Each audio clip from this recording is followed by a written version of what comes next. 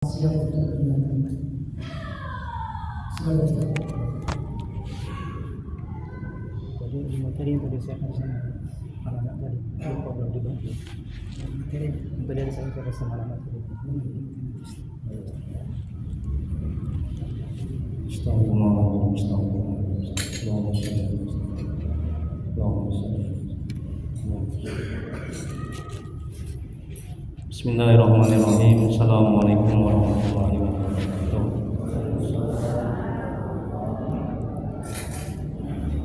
Alhamdulillahirabbil alamin wa bihi nasta'in ala umuri dunya wad din. Asyhadu an la ilaha illallah wahdahu la syarika lah wa asyhadu anna Muhammadan abduhu wa rasuluh. Allahumma shalli wa sallim wa barik ala sayyidina Muhammad abdika wa rasulika nabiyil ummi wa ala alihi wa sahbihi ajma'in. Rabbi shrah li sadri wa yassir li amri wa hlul min lisani yafqahu qawli. Rabbana zidna ilma warzuqna fahma waj'alna minas sholihin. Ya Allah, ya Rabb, ya Maha Pengasih lagi Maha Penyayang. Ampuni ya Allah dosa kedua orang tua kami. Ampuni ya Allah dosa kami ya Allah. Ampuni ya Allah dosa kaum muslimin dan muslimat alaihi wa sallam. Ya Allah, mudahkan kami mencari ilmu, mudahkan kami mempelajari ilmu, mudahkan kami ya Allah memahami ilmu dan mengamalkannya ya Allah. Ya Allah, berkahi majelis ini, berkahi rumah kami ya Allah. Amin ya rabbal alamin. Mari kita mulai kajian manajemen qalbu, manajemen hati. Kita berikan pada manusia Imam Mu'taila Sakandari sallallahu alaihi wasallam dengan membacakan nama kitab. Adapun pahalanya kita hadiahkan kepada Nabi Muhammad sallallahu alaihi wasallam, kepada sahabat-sahabatnya, dan kepada tabi'in, untuk guru-guru kita, kedua orang tua kita, serta untuk kaum muslimin dan muslimat pada umumnya, dan untuk Syekh Imam Mu'taila Sakandari. Al-Fatihah. A'udzu billahi minasy syaithanir rajim. Bismillahirrahmanirrahim. Alhamdulillahi rabbil alamin. Ar-Rahmanir Rahim. Maliki yaumiddin. Iyyaka na'budu wa iyyaka nasta'in. Ihdinas siratal mustaqim. Siratal ladzina an'amta 'alaihim ghairil maghdubi 'alaihim waladdallin. Amin. Hidayah anta maksudi wa ridhaka maghdubi ya Allah. Qala yang kami tuju, ridhamu yang kami cari. Amin ya rabbal alamin. Bapak Ibu jemaah pengajian rahmati Allah Subhanahu wa taala. Majelis Talim Manajemen Hati sudah semuanya materinya itu saya wakaf ya. Jadi kalau saya mengisi kajian itu saya berikan materi seperti itu ya. Jadi ilmu itu mesti ditulis, kalau nggak dia lupa nantinya. Ya semoga bermanfaat ya. Majelis Talim Manajemen Hati Ustaz Dwi Diasajika SSMU, dosen tetap UIN, dosen terbaik 2009. Jadi kalau kita terampil menata hati kita akan menjadi yang terbaik. Ya, sholat terbaik, ibadah terbaik, kerja terbaik, ya suami terbaik, istri yang terbaik. Jadi hidup kita ini bergantung, keselamatan kita di dunia akhirat itu bergantung sejauh mana kita terampil menata hati kita. Kita terampil menata hati kita, selamatlah kita. Kita menjadi yang terbaik dunia dan akhirat. Kemudian santri Al-Amin Madura mengajar Al-Quran, tasawuf, tauhid, fikih, ruqyah, muhasabah dan bahasa Inggris. Saya juga ada dakwah di media sosial seperti Facebook ya, kemudian di TikTok, di WhatsApp dan sebagainya. Alamat Jalan Ampera nomor 75 Medan. Baik, kajian manajemen hati kitab Al-Hikam. Kitab Al-Hikam ini kitab yang paling bagus, paling baik, paling tinggi. Ya. Ini kitab tasawuf paling bagus, paling baik untuk mempelajari tentang hati, menata hati, dan bagaimana kita supaya bisa dekat dan mengenal Allah. Itu kitab Al-Hikam karangan Syekh Imam Mu'taila Sakandari. Semoga Allah merahmatinya. Dan dalam kitab Al-Hikam ini lebih kurang ada hampir 300 hikmah. Jadi setiap hikmah itu mengandung makna-makna, mengandung pelajaran-pelajaran. Ya. Nah, ini hikmah yang pertama yang kita kaji. Ya, mudah-mudahan nanti kita menyusul hikmah yang berikutnya. Baik, Syekh Al-Imam Ibnu Athaillah Sakandari, semoga Allah merahmati dan meridhoinya. Beliau mengatakan dalam kitab Al-Hikam, kalam hikmahnya yang pertama, sebagian tanda berpegang atas amal ialah kurang harapannya kepada Allah ketika terjadi kesalahan-kesalahan. Nah, ini kalam hikmah yang pertama. Ya. Kita lihat penjelasannya. Orang yang beramal ibadah kepada Allah harus didasari dengan keikhlasan.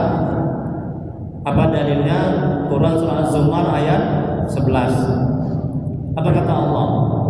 Katakanlah, sungguhnya aku diperintahkan supaya menyembah Allah dengan memurnikan ketaatan kepadanya dalam menjalankan agama. Jadi ibadah tanpa ikhlas maka sia-sia. Ikhlas itu letaknya di hati. Jadi kalau hati kita nggak baik, hati kita kotor, hati kita penuh dengan penyakit-penyakit hati seperti iri, dengki, takabur, sombong, kita akan berat untuk bisa ikhlas. Kalau hati kita banyak maksiat dan dosa, kita nggak akan bisa ikhlas. Ya. Nah, jadi untuk itu perlu manajemen hati, ya, terampil menata hati agar hati kita bersih. Nah, kalau sudah bersih, maka kita akan bisa ikhlas dalam beramal ibadah. Dan kalau kita sudah ikhlas dalam beramal ibadah, maka amal ibadah kita akan diterima oleh Allah Subhanahu wa taala. Kemudian berikutnya Rasulullah SAW bersabda, sungguhnya Allah tidak akan menerima amal selain apa yang dilakukan secara ikhlas dan mengharap ridha Allah. Riwayat Hasan. Jadi ikhlas dan mengharap ridha Allah, maka amal ibadah diterima. Dan berikutnya kata Syekh Imam Ibnu Athaillah, kita tidak boleh mengandalkan, bergantung dan bersandar kepada amal bahwa karena amal ibadah kita masuk surga. Tidak boleh. Tapi jangan bergantung kepada amal, jangan bergantung kepada usaha, jangan bergantung kepada kekuatan, ya, pada amal tahajud. Dalam apa? Dalam untuk meraih surga, untuk meraih ridha Allah. Jadi kita hanya boleh bergantung kepada Allah, kepada rahmatnya, kepada karunia dalam beramal ibadah. Dan Allah berfirman dalam Al-Quran, mereka merasa berjasa kepadamu dengan keislaman mereka. Katakanlah, janganlah kamu merasa berjasa kepadaku dengan keislamanmu. Sebenarnya Allah yang melimpahkan nikmat kepadamu dengan menunjukkan kamu kepada keimanan, jika kamu orang yang benar. Quran surah Al-Hujurat ayat 17. Allah yang melimpahkan karunia anugerah. Kita bisa beramal ibadah itu karena karunia Allah, anugerah Allah. Jadi bukan karena kesanggupan kita, kehebatan kita, kemampuan kita bisa beramal ibadah. Ini tolong dicatat. Agar apa? Agar amal ibadah kita bisa diterima oleh Allah Subhanahu wa taala. Jangan menganggap kita bisa beramal ibadah karena kemampuan kita, kehebatan kita. Jangan menganggap kita bisa beramal ibadah karena ilmu kita, ya, karena kesanggupan kita, akal kita, tapi semata-mata karena rahmat Allah, karena Allah, rahmat Allah, karena karunia-Nya kita bisa beramal ibadah. Kemudian berikutnya Rasulullah SAW bersabda, tidak seorang pun dari kalian yang dimasukkan surga oleh amalnya, dan tidak juga diselamatkan dari neraka karenanya. Tidak juga aku kecuali karena rahmat dari Allah. Hadis riwayat Muslim. Doa kita diterima oleh Allah karena rahmat Allah. Amal ibadah kita diterima oleh Allah karena rahmat Allah. Kita bisa beramal ibadah sekarang itu karena rahmat Allah. Ini coba ditanamkan dalam hati. Ini manajemen hatinya, agar kita tidak timbul sombong, ujub, bangga, merasa hebat, merasa mulia, merasa pantas masuk surga. Ya. Jadi semata-mata karena rahmat Allah. Jadi kita akan tawadu, rendah hati. Kita tidak akan menyombongkan diri, dan kita tidak akan mengandalkan amal kita, amal ibadah kita, amal tahajud kita, ya, dalam meraih ridha Allah. Kemudian berikutnya Al-Kisah, seorang yang disuruh Allah masuk surga dengan rahmatnya. Kemudian ia tidak terima dan berkata, ya Allah, aku masuk surga dengan amalku sepanjang hidupku aku beramal baik, tidak pernah berbuat dosa dan maksiat. Allah berkata, engkau mengandalkan amalmu, coba timbang amalmu dengan nikmat mata, maka tidak sebanding apa yang kita persembahkan kepada Allah dengan yang Allah berikan kepada kita. Tengok itu, ini kata Imam. Nikmat mata kita ini bisa berkedip, ya, mata kita bisa menangis, mata kita bisa terpejam. Itu baru nikmat mata itu, belum lagi yang lainnya. Itu yang kita andalkan amal ibadah kita yang jauh dari kesempurnaan, banyak cacatnya, ya, banyak kurangnya. Jadi jangan mengandalkan amal ibadah. Ya. Kita akan wujud sombong, merasa pantas masuk surga. Kita akan merendahkan orang lain. Ini manajemen hati. Jadi semata-mata sekali lagi karena rahmat Allah. Kemudian Syekh Imam Ibrahim Al-Lakhani, semoga Allah merahmati dan meridainya. Apa katanya? Kalau Allah memasukkan hambanya ke surga, itu karena karunia dan rahmatnya. Dan jika Allah menghukum seorang hamba, itu karena keadilan. Kemudian berikutnya, Allah berfirman dalam Al-Quran, sungguhnya rahmat Allah itu amat dekat kepada orang-orang yang berbuat baik. Surah Al-A'raf ayat 56. Kapan datangnya rahmat Allah? Di mana rahmat Allah? Nah, rahmat Allah itu akan turun, ya, bagi hamba-hambanya yang berbuat kebaikan, yang buat taat. Ya. Jadi kalau hambanya berbuat maksiat, berbuat dosa, ya, nah itu rahmat Allah tidak akan turun. Kemudian berikutnya halaman 2, coba lihat semuanya. Ya, mohon maaf ya, agak sedikit yang saya fotokopi ya. Insyaallah bila ada pertemuan lagi saya fotokopi banyak, ya, biar bisa dibaca di rumah, diamalkan. Jadi ilmu itu mesti ditulis, makanya ditulis, ya, wakafkan. Setiap saya kasih ceramah, kasih ilmu semacam ini. Kemudian berikutnya Imam Ghazali semoga merahmati dan meridainya berkata, sungguhnya seorang hamba masuk surga itu sebab anugerah Allah, kemurahannya dan rahmat kasih sayang Allah. Hanya saja rahmat Allah Ta'ala itu hanya sampai kepada hambanya bila ia telah bersiap diri untuknya dan dia layak untuk menjadi tempat bagi rahmat Allah itu. Nah, jadi rahmat Allah itu hati kita ini mesti disiapkan agar rahmat Allah itu turun ke dalam hati kita. Nah, ini ibaratkan gelas, ini botol. Nah, botol ini tidak akan bisa diisi air kalau botol ini kotor. Nah, begitu juga kalau hati kita kotor, ya, penuh dengan penyakit hati, iri, dengki, takabur, sombong, ujub, tetangga beli kulkas dia kedinginan, tetangga naik pangkat dia opname, nah itulah. Senang melihat orang susah melihat orang senang, ya. Dengki, dendam, kemudian hati penuh dengan maksiat dan dosa, itu rahmat Allah tidak akan turun ke dalam hati yang seperti itu. Jadi mesti kita siapkan dulu hati kita, bersihkan hati dengan apa? Dengan banyak bertobat, kemudian dengan banyak berzikir kepada Allah, dengan melakukan ketaatan. Jadi harus diingat, keselamatan kita dunia akhirat itu bergantung sejauh mana kebersihan hati kita. Kalau hati kita bersih, hati kita baik, selamatlah kita dunia akhirat. Tapi kalau hati kita nggak baik, nauzubillah, ya, kita nggak akan bisa selamat.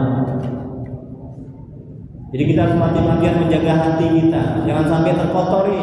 Karena hati itu kotor yang masuk ke dalamnya. Ketika mulut bicara yang tidak baik, hati kotor. Ketika mata lihat yang tidak baik, hati kotor.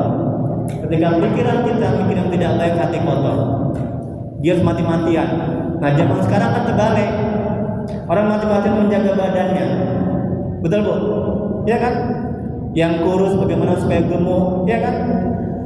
Yang gemuk gimana supaya kurus. Ini badannya bakalan hancur dimakan cacing, betul? Jadi jangan mati-matian menjaga badan jasmani, tapi harus mati-matian menjaga hati, jangan sampai terkotori. Bagaimana cara menjaganya? Selalu zikir, ingat kepada Allah setiap saat, agar hati kita selamat, agar rahmat Allah turun ke dalam hati kita. Ini kata Imam Ghazali. Kemudian berikutnya, hal demikian itu hanya terwujud dengan melaksanakan perintah-perintah Allah dan menjauhi semua larangannya, terus-menerus berada dalam berbagai ketaatan, mendekati Allah dan ikhlas dalam beramal. Nah, ini syarat ya mutlak agar rahmat Allah turun ke dalam hati kita. Ya, bersihkan hati, siapkan hati, jalankan ketaatan kepada Allah, ya jauhi maksiat dan dosa. Kemudian berikutnya, begitu juga dalam hal berdoa, tidak boleh mengandalkan doa, karena doa akulah maka Allah mengabulkan. Nah, ini juga tidak boleh. Ingat, bukan karena doa kita mendapat rezeki, bukan karena doa kita bisa beramal ibadah, bukan karena doa kita anak kita taat, bukan karena doa kita bisa mendapatkan apa yang kita inginkan. Kalau itu yang kita lakukan dan pahami, kita akan timbul ujub, sombong, akan semakin jauh dari Allah. Kita akan bisa dekat kepada Allah. Tapi semua yang kita dapatkan, semua yang kita peroleh itu semata-mata karena rahmat Allah, bukan karena doa kita, bukan karena usaha kita, bukan karena amal tahajud kita, bukan karena amal ketaatan kita dan sedekah kita. Itu semata-mata karena rahmat Allah, karunia Allah, anugerah Allah. Coba sadarkan dalam hati seperti ini, agar terjaga hati kita, agar bersih hati kita, agar kita semakin dekat dan mengenal Allah, agar tidak timbul ujub, sombong, takabur, merasa hebat, merasa mulia. Oh karena doaku, oh karena aku, Allahnya kemana? Itu tidak baik. Kemudian berikutnya kata Imam Ibnu Athaillah, Allah merahmati dan meridainya. Tetapi jadikanlah doamu itu, coba lihat, begitu juga dalam hal berdoa, tidak boleh mengandalkan doa, karena doa akulah maka Allah mengabulkan. Itu tidak boleh seperti itu. Tetapi jadikan doamu itu untuk menjunjung perintah Allah, menampakkan bahwa kita ini lemah, fakir, berhajat, dan butuh kepada Allah. Jadi ketika kita berdoa, ya sadarkan dalam hati, akal pikiran kita, ya. Nah kita berdoa itu adalah menjalankan perintah Allah, menjunjung perintah Allah, ya. Dan doa itu sebagai ibadah, ketaatan kepada Allah, menjalankan hak-hak ketuhanan. Jangan hanya kita berdoa tujuannya objek-objek nafsu, ya ingin ini, ingin itu dan sebagainya. Jangan hanya itu semata-mata. Nanti apa dampak negatifnya? Ketika apa yang kita inginkan tidak terwujud, kita akan stres, sengsara, menderita. Kita akan berhenti beramal ibadah. Alhamdulillah. Nah ini manajemen hatinya. Ya, agar apa? Agar doa kita bisa diterima. Kemudian berikutnya firman Allah dalam Al-Quran, berdoalah kepadaku, niscaya aku akan perkenankan bagimu. Doa itu perintah Allah, ibadah. Jadi nggak ada ruginya kalau doa kita belum terkabul, bukan tidak terkabul, belum terkabul, tapi kita mendapat pahala dari Allah. Karena doa itu juga bagian dari ibadah, ketaatan kepada Allah. Kemudian berikutnya, Syekh Imam Abdul Hasan As-Sadzili semoga merahmati dan meridhoinya. Janganlah menjadi tujuan dari doamu itu untuk tercapainya hajat kebutuhanmu. Jika itu yang kau lakukan, engkau akan semakin jauh dari Allah, stres, sengsara dan menderita. Ini kata Syekh Abdul Hasan As-Sadzili. Ini gurunya Syekh Imam Abdul Abbas Al-Mursi. Syekh Imam Abdul Abbas Al-Mursi ini gurunya Syekh Imam Ibnu Athaillah As-Sakandari. Semoga Allah merahmati dan meridhai mereka. Apa katanya? Janganlah yang menjadi tujuan dari doa itu untuk tercapainya hajat kebutuhan. Jadi kalau kita berdoa, jangan semata-mata kita berdoa itu untuk tercapainya apa yang kita inginkan. Kalau itu yang kita lakukan, ketika belum tercapai kita akan stres, sengsara, menderita. Ini kata Syekh Imam Abdul Hasan As-Sadzili. Ini masih zuriat Nabi. Ya. Udah, tetapi kata Al-Imam Abdul Hasan As-Sadzili, tetapi jadikan doamu itu untuk munajat beribadah. Ya. Jangan di benak kita, di otak kita ketika berdoa, lunas hutang, lunas hutang, lunas hutang. Dapat duit, dapat duit, dapat duit. Anak pintar, anak pintar, anak pintar. Jangan begitu. Ya. Jadi semata-mata hanya terwujudnya apa yang kita inginkan ketika berdoa. Salah satu dampak buruknya ketika belum terwujud kita akan stres, sengsara, menderita. Kita akan menyalahkan Allah, berusaha kepada Allah, alhamdulillah. Kita akan bahkan berhenti beramal ibadah. Ya. Terus kata Imam Abu Hasan Asy'ari, tetapi jadikan doamu itu untuk munajat beribadah, untuk menunjukkan kerendahan, kehambaan, berhajat, menunaikan kewajiban kepada Allah. Nah, begitu dia. Jadi ketika doa kita belum terwujud, kita nggak akan stres, sengsara, menderita. Kita akan bisa bersabar. Itu setan menjauh, rahmat Allah akan turun kepada kita. Dan ketika doa kita terkabul, kita nggak akan jumawa, nggak akan ujub, nggak akan bangga. Oh, anakku pintar karena doaku. Kita nggak akan mengatakan begitu. Oh, aku bisa kaya karena doaku. Kita nggak akan ngomong begitu. Oh, kamu ini bisa baik, bisa sukses karena doaku. Kita nggak akan ngomong begitu. Karena semata-mata itu adalah rahmat Allah, karunia Allah, bukan karena doa kita. Ini tolong dicamkan, tolong didudukkan dalam hati. Begitu manajemen hatinya. Kemudian berikutnya, ketergantungan kepada suatu amal berarti bersandar pada amal dan mengandalkan amal. Untuk meraih keridhaan Allah, seorang muslim diwajibkan dengan amal, dan dalam waktu yang sama kita tidak boleh bergantung, berharap, bersandar kepada amalnya, kepada nafsu, perbuatan, dan kekuatan. Nah, ini agar Allah ridho amal ibadah yang kita lakukan, ya, agar Allah menerima amal ibadah yang kita lakukan. Kita tidak boleh bergantung, bersandar kepada amal ibadah kita, amal tahajud kita, ya, amal sedekah kita. Tidak boleh. Ya, jadi kita hanya boleh bergantung kepada Allah, kepada rahmatnya, kepada karunia-Nya. Jadi dia hanya boleh bergantung, berharap, bersandar kepada Allah, kepada rahmat Allah, karunia Allah, pertolongan Allah, petunjuk Allah, pemberian Allah. Hal ini dimaksudkan agar ia dapat sampai kepada keridhaan Allah, keikhlasan, bisa dekat kepada Allah dan mengenal Allah. Jadi salah satu syarat dari sekian banyak syarat untuk bisa ikhlas adalah jangan bergantung kepada amal, tapi bergantunglah kepada Allah, rahmatnya, karunia-Nya. Kemudian berikutnya, betapapun seorang hamba telah melaksanakan suatu amal, ia tidak dapat menunaikan hak Allah dan tidak dapat melakukan kewajiban untuk bersyukur kepada Allah. Jadi amal kita masih jauh dari kesempurnaan, masih banyak cacatnya, masih banyak kurangnya. Ya. Allah berfirman dalam Al-Quran, sekali tidak manusia itu belum melaksanakan apa yang diberitakan oleh Allah kepadanya. Quran surah Al-Baqarah ayat 63. Ya, kata Allah, manusia itu belum melakukan apa yang diberitakan oleh Allah kepadanya. Jadi masih jauh dari kesempurnaan. Jadi sekali lagi, jangan bergantung, jangan bersandar, ya, kepada amal, ya, kepada sedekah, kepada kebaikan, tapi bergantunglah kepada Allah, kepada rahmatnya.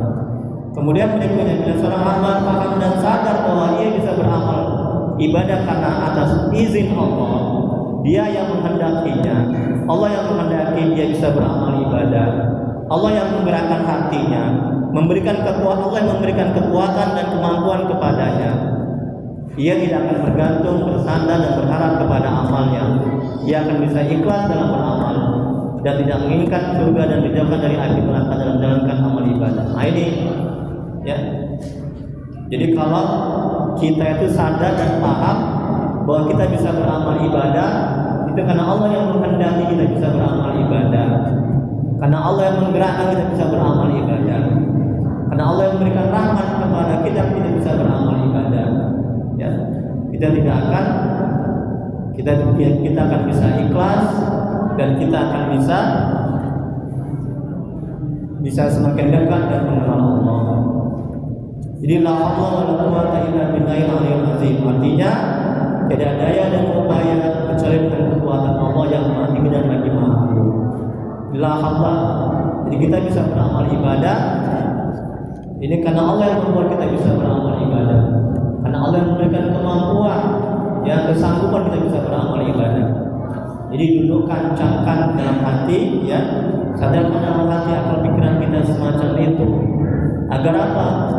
Agar kita bisa bersyukur kepada Allah, agar kita bisa semakin dekat dan mengenal Allah, agar kita tidak timbul ujub dan kita bisa menjaga hati kita, ya, dari penyakit-penyakit riya, tidak ikhlas, sum'ah, sombong dan sebagainya. Yang terakhir, halaman 3. Imam Nawawi, semoga Allah merahmati dan meridhoinya. Imam Nawawi Al-Bantani. Apa katanya? Tidak ada yang menghalangi dari maksiat pada Allah melainkan dengan pertolongan Allah. Tidak ada pula kekuatan untuk melakukan ketaatan pada Allah selain dengan pertolongan kepada Allah. Lihat kata Imam Nawawi Al-Bantani, ya. Jadi Allah tolong kita, Allah bantu kita, Allah tuntun kita sehingga kita tidak buat maksiat, tidak buat dosa. Allah bantu kita, Allah tolong kita, Allah tuntun kita sehingga kita bisa beramal ibadah. Ini sadarkan dalam hati seperti itu, di mana juga hatinya. Agar apa? Agar kita bisa mengenal Allah, dekat kepada Allah, agar kita bisa bersyukur atas karunia Allah. Yang syukur nikmatnya, nikmat iman, nikmat Islam, nikmat ihsan. Dan kita tidak akan merendahkan orang lain. Kita tidak akan melihat sebelah mata, oh kamu masuk neraka, oh kamu jahat segala macam. Kita akan tawadu, rendah hati. Dan kita tidak akan mengecilkan orang lain, menghina orang lain. Kemudian berikutnya orang lain mengatakan tidak ada daya untuk melakukan ibadah dan tidak ada kekuatan untuk menjauhi maksiat kecuali Allah. Jadi kita tercegah untuk melakukan maksiat ini semata-mata karena bantuan pertolongan Allah, semata-mata karena rahmat Allah. Kemudian berikutnya ciri bergantung kepada Allah adalah harapannya untuk meraih ridha Allah, dekat dan mengenal Allah, tidak berkurang ketika dia jatuh dalam kemaksiatan. Ini ciri-cirinya. Ciri-ciri orang yang bergantung kepada Allah, ya, bersandar kepada rahmatnya, bergantung kepada rahmatnya, karunia-Nya. Ketika dia berpikir kepada maksiat dan dosa, apa kata Imam? Ya, tidak kurang harapnya untuk meraih ridha Allah. Nah itu dia. Jadi kita beramal ibadah mengharap ridha Allah. Ini ciri-ciri orang yang bergantung bersandar kepada Allah, kepada rahmat-Nya. Jadi ketika tergelincir kepada maksiat dan dosa, tidak berkurang harapnya untuk meraih ridha Allah. Atau rasa takutnya tidak bertambah besar ketika dia tidak ingat kepada Allah. Juga harapannya tidak akan bertambah ketika dia ingat Allah. Rasa takutnya dan harapannya selalu seimbang. Ini kalau kita bergantung bersandar kepada Allah, kepada rahmat-Nya dalam ketaatan, dalam beramal ibadah. Kemudian berikutnya, ketika kita melakukan suatu dosa atau ketinggalan suatu wirid yang rutin, kemudian kita merasa jauh dari rahmat Allah atau kasih sayang Allah, ini menunjukkan kita berpegang dan bergantung kepada suatu amal. Jadi bahaya seseorang beramal ibadah, dia bergantung bersandar kepada amal ibadahnya, kepada amal tahajudnya. Oh, aku sudah tahajud tiap malam, dikabulkanlah doaku, dapat aku rezeki. Oh, aku udah banyak sedekah, naik pangkat laku, naiklah derajatku. Jangan seperti itu.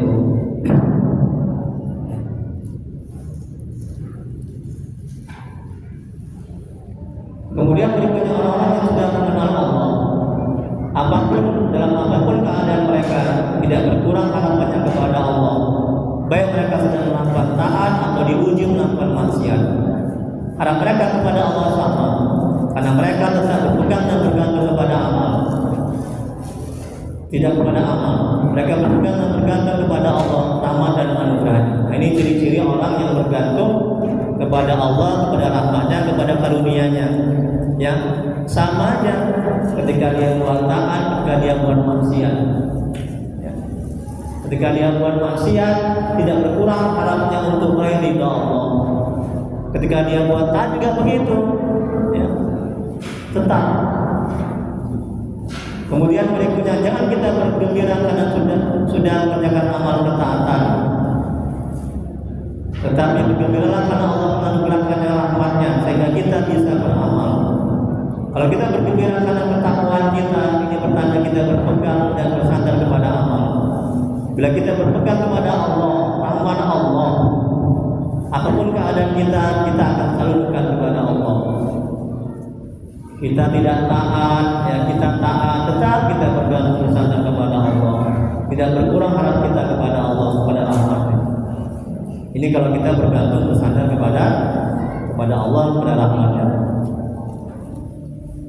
Kalau berfirman dalam Al-Quran, katakanlah hanya merasakan karunia rahmat Allah kamu boleh bergembira, dan itulah yang lebih baik berguna bagi mereka daripada mereka bergembira sendiri. Ya, karena rahmat Allah kita boleh bergembira ketika kita sudah melakukan ketaatan.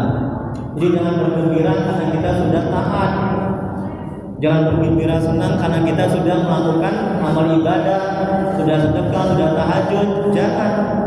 Ditimbul nanti sombong, ujub, merasa hebat, merasa mulia, dan kita tidak akan bisa dekat dan mengenal Allah, dan kita tidak akan bisa bersyukur kepada Allah. Kalau kita bergembira karena ketaatan kita, karena amal ibadah kita, karena amal sedekah kita, karena amal tahajud kita. Tapi bergembiralah karena rahmat Allah, dan Allah memberikan rahmatnya kepada kita. Coba kalau Allah memberikan rahmatnya kepada kita, bisa kita tahajud, bisa kita sedekah, bisa kita beramal? Enggak bisa. Ya. Jadi kita semakin dekat dan mengenal Allah. Kemudian yang terakhir, jadi buka tanya jawab. Jadi kalau saya nggak bisa jawab, saya buka kitab lagi. Bergantung kepada Allah menyebabkan yang pertama bersih dari penyakit hati. Nah ini dia. Jadi salah satu dari sekian banyak cara untuk membersihkan hati, ya, adalah jangan bergantung kepada amal ibadah, amal tahajud, kepada sedekah. Jadi bergantunglah kepada Allah. Jadi bergantung kepada Allah menyebabkan bersih dari penyakit hati, iri, dengki, takabur, sombong. Hatinya tenang dan tentram karena tidak merisaukan nasibnya. Dia telah merasa cukup dengan apa yang telah ditakdirkan oleh Allah. Jadi kalau orang itu stres, sengsara, menderita karena rezeki, ini akibatnya bergantung bersandar kepada kemampuan dan kepada kekuatannya. Kalau kita bergantung kepada Allah, kepada rahmatnya, kepada karunia-Nya, hati kita tenang. Kita nggak akan stres sengsara ketika belum mendapatkan rezeki. Kita nggak akan stres sengsara menderita kalau kita nggak ada uang, nggak ada duit. Ya. Jadi jangan bergantung kepada amal, kekuatan, kepada bos, pimpinan, kepada uang, harta, pangkat, jabatan. Jangan. Nanti kita akan stres sengsara menderita. Dia bergantunglah, bersandarlah kepada Allah, kepada rahmatnya, kepada karunia-Nya. Maka hati kita akan tenang, hati kita akan tentram, hati kita akan bahagia. Kemudian berikutnya yang kedua, bergantung kepada Allah menyebabkan lenyap rasa seseorang dalam menghamba terhadap sama manusia. Dia nggak takut dipecat, dia nggak takut nggak dapat rezeki, dia nggak takut ditinggalkan, karena sandarannya adalah Allah, rahmatnya, karunia-Nya. Ya. Yang ketiga, bergantung kepada Allah menyebabkan amal ibadahnya diterima. Ini salah satu cara untuk bisa amal ibadah kita diterima oleh Allah Subhanahu wa taala.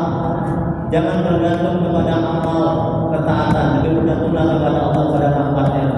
Maka amal ibadah kita akan diterima oleh Allah Subhanahu wa taala. Jangan bergantung kepada suami, jangan bergantung kepada istri, jangan bergantung kepada pimpinan. Kita akan sengsara menderita ketika ditinggalkan. Bergantunglah kepada Allah, kepada rahmat-Nya, kepada karunia-Nya. Kita nggak akan pernah takut. Kemudian berikutnya yang keempat, nafsu lemah. Tadi yang ketiga, amal ibadah yang diterima kalau bergantung kepada Allah, tidak lagi diperbudak oleh dunia dan perhatiannya berpaling kepada akhirat dan Allah. Dan yang keempat, nafsu lemah dan terkekang sehingga perbuatannya sesuai dengan apa yang diridhoi oleh Allah Subhanahu wa taala. Ini juga salah satu cara agar nafsu kita jinak, agar nafsu kita terkekang, agar nafsu kita menjadi nafsu mutmainnah. Jangan bergantung bersandar kepada amal ibadah, bergantunglah kepada Allah, kepada rahmat-Nya. Yang terakhir, maka alam hikmah ini menjelaskan kepada kita bahwa ketergantungan kepada amal adalah berkurangnya harapan menggapai ridha Allah, dekat kepada Allah, mengenal Allah ketika jatuh ke dalam maksiat dan dosa, kurang beradab terhadap Allah, serta merasa dirinya mempunyai hak di sisi Allah. Dengan kondisi seperti ini berarti ia telah menyebutkan Allah dengan amalnya dan keberkahannya sungguh tampak nyata. Balik ke awal, alam hikmah yang pertama ini Syekh Imam Ibnu Athaillah As-Sakandari sallallahu alaihi wasallam mengatakan hikmah yang pertama, sebagian tanda berpegang atas amal ialah kurang harapannya kepada Allah ketika terjadi kesalahan-kesalahan. Jadi ketika kita beramal ibadah, ya, kemudian kita tergelincir kepada maksiat dan dosa, ya, kalau kita beramal ibadah, kita bergantung bersandar kepada amal ibadah kita, kepada ketaatan kita, maka berkurang harap kita untuk menggapai ridha Allah. Kita akan semakin jauh dari Allah. Amal ibadah kita tidak akan bisa diterima oleh Allah.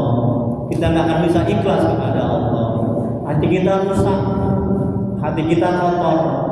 Kalau kita bergantung bersandar kepada amal tahajud kita, amal sedekah kita, kepada kepintaran kita, kehebatan kita dalam kita melakukan ketaatan-ketaatan kepada Allah.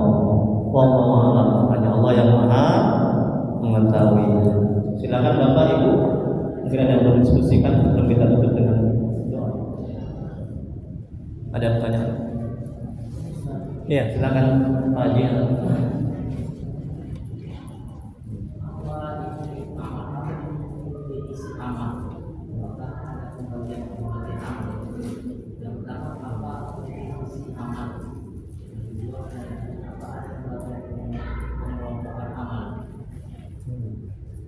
Oh iya. Terima kasih Pak. Semoga Allah membalas kebaikan Bapak. Amal adalah ketaatan yang kita lakukan kepada Allah. Apakah ada pengelompokannya? Sejauh ini saya belum tahu apakah ada atau tidak. Tapi yang pasti, ya, amal itu adalah ketaatan yang kita lakukan kepada Allah. Itulah dinamakan.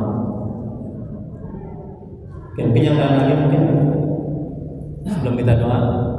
Ya. Ada amal baik, ada amal buruk. Ya, ada amal baik, ada amal buruk. Ya. Ada definisinya. Yang berbeda dia amal baik. Ya. Ya. Ya. Jadi ada amal baik, ada amal buruk. Kalau kita melakukan ketaatan itu amal baik. Kalau kita melakukan keburukan itu amal buruk. Ada lagi yang lain? Enggak ada. Kalau enggak ada kita doa ya. Astaghfirullahaladzim. Astaghfirullahaladzim.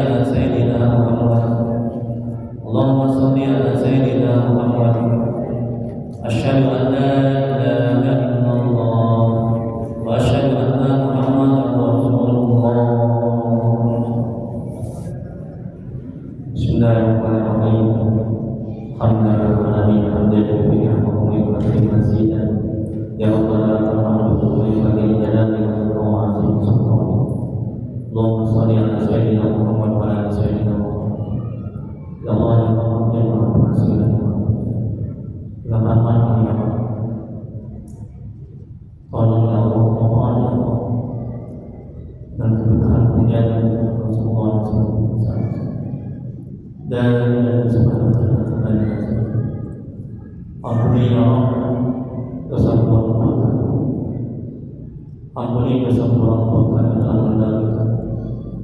Jauhkan mereka dari siksa. Jadikan kuburan mereka taman-taman surga. Tempatkan mereka di surga dan di surga. Ya Allah, mohon ya Allah, rahmat-Mu ya Allah. Ampuni dosa dan maksiat kami ya Allah. Ampuni sebesar apapun kesalahan kami. Terima ibadah kami. Terima taubat kami. Kasihanilah kami ya Allah. Ya Allah, ampuni dosa kaum muslimin dan muslimat yang ya Allah, tolonglah ya Allah. Jadikan keluarga kami orang yang sakit dan mawaddah warahmah. Jadikan anak-anak kami anak yang soleh dan solehah. Jadikan kami dari musibah dan bala bencana ya Allah. Ya Allah, mohon ya Allah, dengan rahmat-Mu dan karunia-Mu ya Allah. Tuntun hati kami agar bisa istiqomah dalam taat kepada, agar bisa selalu mengingat, agar bisa selalu berselawat kepada Rasul-Mu ya Allah. Ya Allah yang Maha Menatap, bila di antara kami, keluarga kami, jemaah ini ada yang sakit, mohonlah ya Allah, sembuhkan penyakitnya ya Allah. Angkat penyakitnya ya Allah. Bila ada yang mendapat kesulitan hidup, mohonlah ya Allah, mudahkan kesulitannya ya Allah. Beri jalan keluarnya ya Allah. Allahumma inna nas'aluka salamatan fid din wa 'afiyatan fil jasad wa ziyadatan fil ilmi wa barakatan fil rizqi wa taubatan qabla al-maut wa rahmatan 'inda al-maut wa maghfiratan ba'da al-maut. Allahumma hawwin 'alaina fi sakaratil maut wa najatan minan nar wa 'afwan hisab. Rabbana la tuzigh qulubana ba'da idh hadaytana wa hab lana min ladunka rahmatan innaka antal wahhab. Rabbana atina fid dunya hasanah wa fil akhirati hasanah wa qina azabannar. Wa sallallahu ala sayyidina Muhammad wa ala alihi wasallam. Subhana rabbika rabbil izzati amma yasifun wa salamun alal mursalin walhamdulillahi rabbil alamin.